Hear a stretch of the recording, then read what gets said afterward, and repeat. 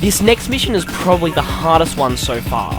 I still find it quite easy, but that's because I've been playing the campaign mode for ages. For new players, this mission actually is quite difficult.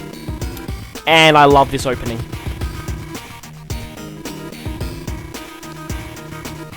Haha, exactly. It's funny because Flak is stupid.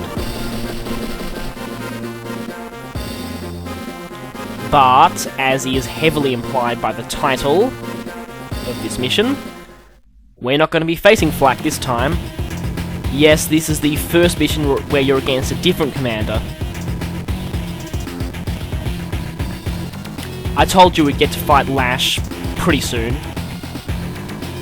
And by the way, tee-hee-hee has always been Lash's catchphrase, and I'm really annoyed that Lily / I think it was Penny in Days of Ruin stole it. Anyway. Now, this mission is one of the ones that seems very daunting at first, but it's not that bad, but you've got a lot to take in, really. So basically, yeah, there's no point in going for a route in this mission. You have to capture the headquarters here. And so really, I consider, in a way, this mission to be sort of a summary of the general tactics you want to be using with Sami. She has good movement range on transports and good capturing abilities, so basically it's all geared towards a direct assault on the enemy headquarters. Basically, Sami wins by rushing the enemy headquarters and capturing it as quickly as possible. And this mission basically shows you how to do that, really. It's also a tutorial on naval units, and I'll get to that later. Yeah, so first you need to save this transport copter because you're going to need transports for this mission. Right, now here is a cruiser. Right, now cruisers are extremely specialised. They're very good against air units and submarines, and because of that they're very good escorts for battleships because, of course, battleships are incredibly weak against subs. Other than that, they really can't do much. I think I prefer it in Days of Ruin when they made it so that cruisers can attack all naval units, but not as powerfully. They're best against subs, obviously. And here is a submarine of our own. Yeah, basically subs are, well, they're mainly really good against battleships and aircraft carriers, but they don't exist in this game, so there's no point in talking about that. Yeah, subs have this unique feature that they can dive underwater, and it basically hides them from all enemy units except those directly next to them. Unfortunately, as Nell explained, diving subs use a lot of fuel, so it's generally only worth it to dive when you really, really don't want to be spotted. Now speaking of this battleship, while Sami's direct combat ground units are weaker than normal, that doesn't apply to her indirect units. Her indirect units are still average, so you want to make good use of them when you're playing as Sami. And landers are basically transport ships, like APCs, except they work on seas, and they can carry 2 units at once, and they can carry anything. So, in missions with sea, they're extremely useful. The only problem is they're a bit expensive.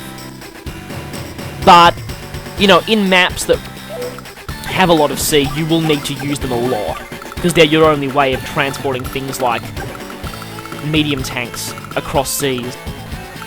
Now, it's important here that you don't move the transport until you've shot the rockets with your battleship, because rockets are very, very dangerous to naval units.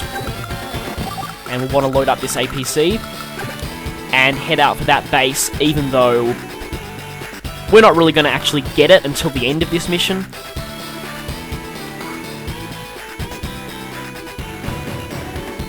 Well, it's not technically true that rockets are just a more powerful artillery.